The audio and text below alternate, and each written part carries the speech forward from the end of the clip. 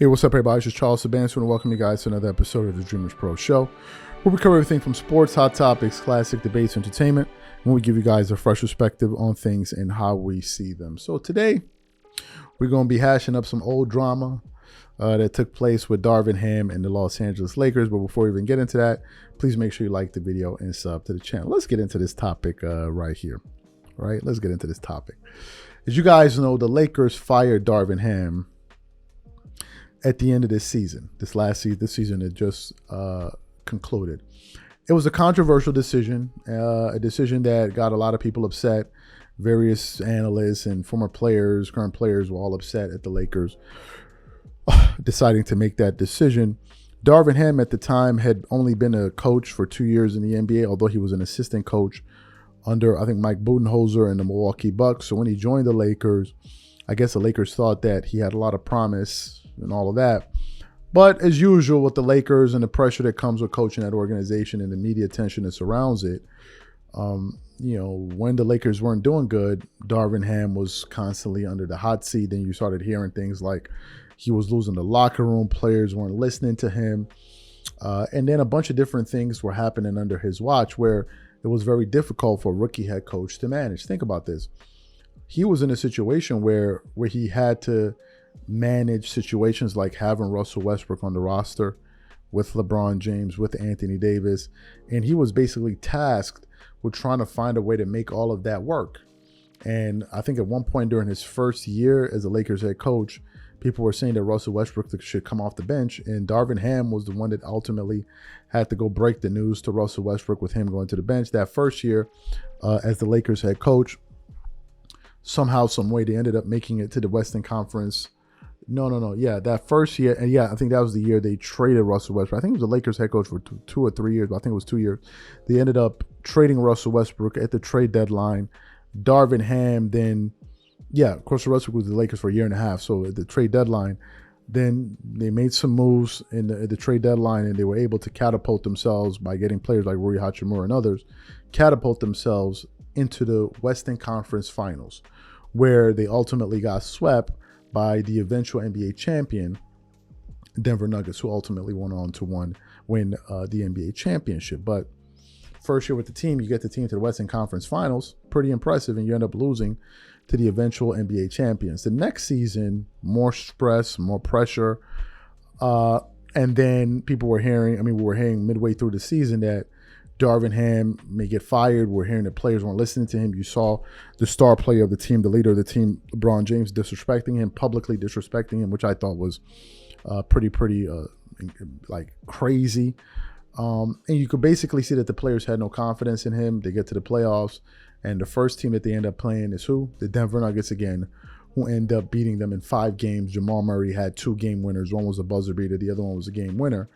And at the end of that series, we got wind that Darvin Ham was ultimately going to be fired and to be replaced by J.J. Redick. So what happened? A story came out yesterday that was centered on some comments that former Laker Patrick Beverley had to make about a conversation that he had with Darvin Ham, where Darvin Ham was essentially apologizing for not practicing the team, making the team go through enough practices. And then there was a plot twist towards the end where he was like, he was even looking for ways to get in contact with Russell Westbrook, who the Lakers organization disrespected to the high heavens. He was looking to get into contact with him to make amends for how things ended with Russell Westbrook, and the Los Angeles Lakers. So this is the article that we want to focus on today. But before we even get into Darvin Ham's comments, today's video is brought to you by our sponsor, Game Time. Game Time is an authorized ticket marketplace of Major League Baseball, which makes getting tickets faster and easier. For example, I am super excited about the upcoming MLB games. With Game Time tickets, I can easily pick the best tickets for me.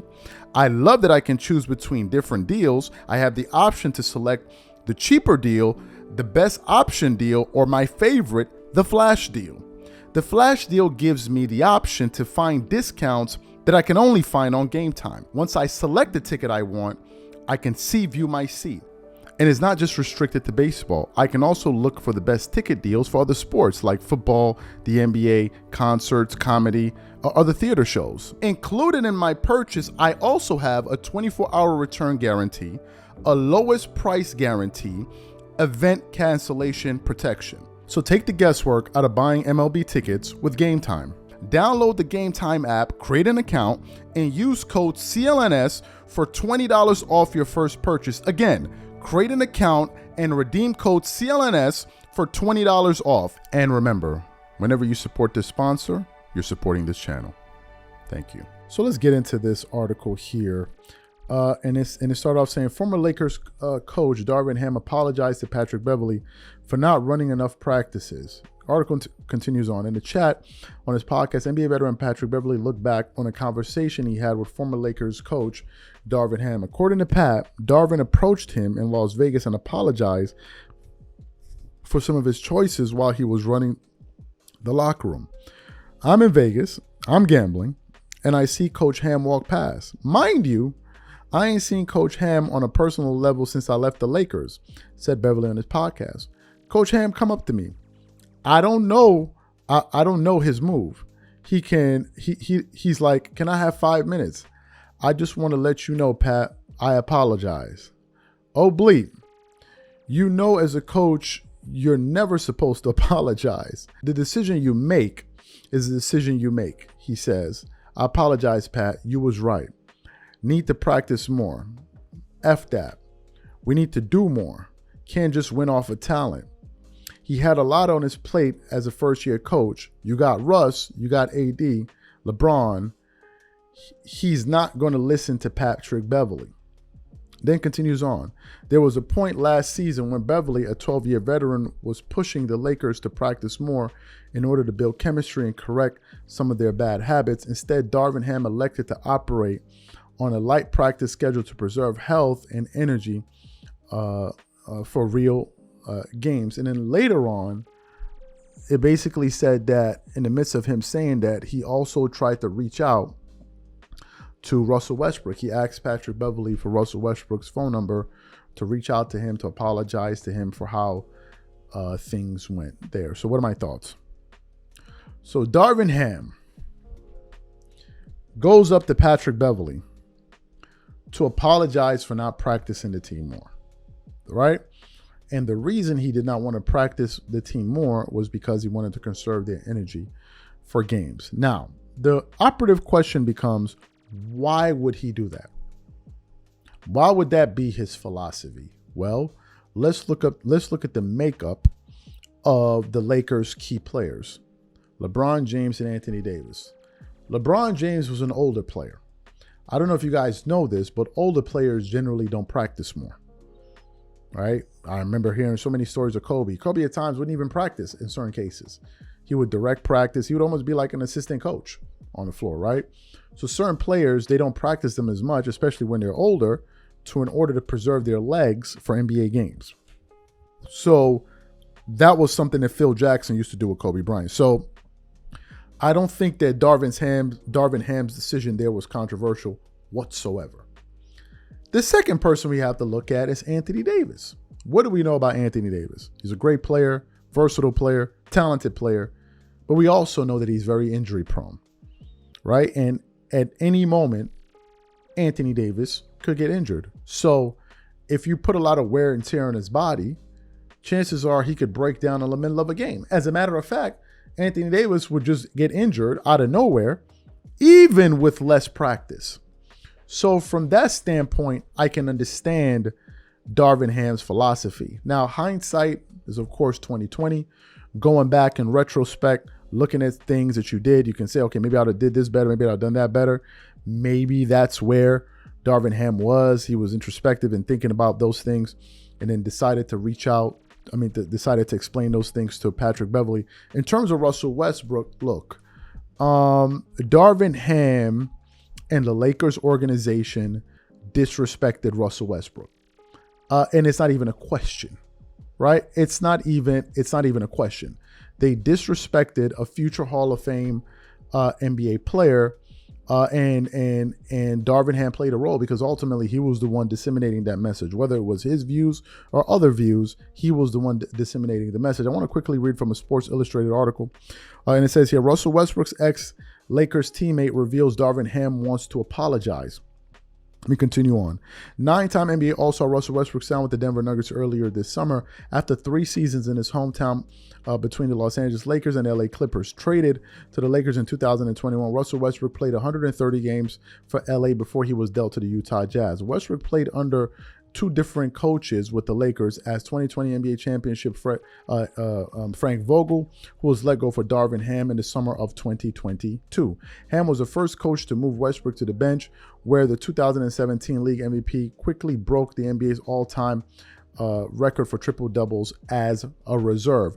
During a recent episode of his podcast, Patrick Beverley for Barstools, former Lakers guard Patrick Beverley revealed a conversation he had with Ham at NBA Summer League. According to Beverley, Ham apologized to him and also wants to apologize to Russell Westbrook as well. While we was at Summer League in Vegas, I saw Coach Ham walk past. Beverley said, I haven't seen him in a long time. He then fast forward and says, I apologize. And then, he said, it's a lot going on fast. You ain't going to listen to Pat Beverley. Beverley said, not at this time. And then he said, praising Ham for apologizing. Beverley said that it's a difficult thing to do as a coach. A 12-year NBA veteran then revealed Ham wants to apologize to Westbrook. Then he hit me at the end, Beverley said. He was like, you got Russ' number. I want to reach out to him too, right? To me, look, Darvin Ham was in a very, very difficult spot. Very, very difficult spot. And he was tasked with handling a toxic situation. And I think he did the best that he could under the given circumstances, under the circumstances that the fact that the star players didn't even respect him. They didn't respect him, but still, he was able to coach that team to 2 consecutive playoff appearances, and they played the NBA champs pretty tough. But they went against a tougher team, and to me, what really surprises me is the following. What were the Lakers expecting? They were going against a more talented team with a better player, best player, in Nikola Jokic. So what exactly were you expecting Darvin Ham to do? Darvin Ham did the best that he could, but the disconnect lies in the expectations or the unrealistic expectations by Laker Nation versus the reality of where the team was as a unit. Lakers were expecting the team to be at least contending for an NBA championship. That's what they expected. But the reality was they were not better than the Denver Nuggets. Now, who do you blame for the Lakers' expectations? You blame that on the media, because the media are the one that are constantly hyping up the Lakers. And the Laker fan base buys into it. And then they think that this team is better than what they really are. And when they go out there and they don't live up to expectations, they become disappointed. And I think that the Lakers organization does a role by playing into all of this, right? There have been a lot of moves that have been made by the Lakers over the last few years. It leaves a lot of people scratching their heads like, well, who's running this team? The Lakers are one of the most disorganized franchises in the entire NBA. In the entire NBA, based off of the decisions that they've been making. And now they're hiring another rookie head coach who, one could make an argument, is even worse than Darvin Ham, because at least Darvin Ham had some level of experience that we could point to by being an assistant head coach in the NBA. JJ Redick is prolific at talking basketball on television. Before we produce this show, we put up a poll on our channel. You guys can go ahead and vote on it. And this is what the poll read. It said, who's going to have a better record as the Lakers coach? Out of the 553 voters in 30 minutes, 24% are voting for JJ Redick. 76% are voting for Darvin Ham. Some people will say, one person will JJ Redick will make it to the finals in his first season to surpass Ham. Another person said, we know who the real coach is right now. And some other people weighed in on the poll as well. Look, Darvin Ham was put in a tough spot. I don't know what maybe he needs to apologize to the players, and maybe that's what he feels like. But I think that the Lakers owe him an apology as well, because they treated the guy like trash from top to bottom. And I don't understand the decision-making process that the Lakers have been using. I don't know what kind of, I don't know what system they're using to make decisions, because you go fire a coach that at least has some coaching experience for a coach that's never coached anywhere. And what makes it crazy is that in the midst of the season, knowing that they were basically done with Darvin Ham, LeBron is doing a show with another guy talking about X's and O's, who ultimately ends up being the guy that ends up becoming a head coach. Right? So it's a total mess. And if I'm giving you my honest opinion, I think this mess is going to continue this season. I think that this is going to be one of the most drama-packed seasons for the Los Angeles Lakers probably in the last 10 years. I think it's going to be nothing but drama, and I'm going to tell you why before we close out. Number one, you have the factor of LeBron James and whatever drama that brings with him. Then you have the expectations for the team, which are the Lakers going to be championship contenders? Can the Lakers win the championship? Then you're going to have JJ Redick in the mix, right? With his cantankerous self, who's always ready to curse and holler and fight with whomever. You have that as well. And then you have the Bronny James element in all of this. These are all of the various storylines that are going to be surrounding the Lakers this season. And I think it's going to be, the minute the Lakers start losing, the drama will ensue. And from that point on, is going to be a big thing. It's going to be a big game of pointing fingers, who to blame, who to blame, who to blame, who to blame. It's going to be crazy this year. These are my thoughts. Whatever you guys think, please leave your thoughts and comments in the comment section, and we'll catch you guys on the next show. Peace.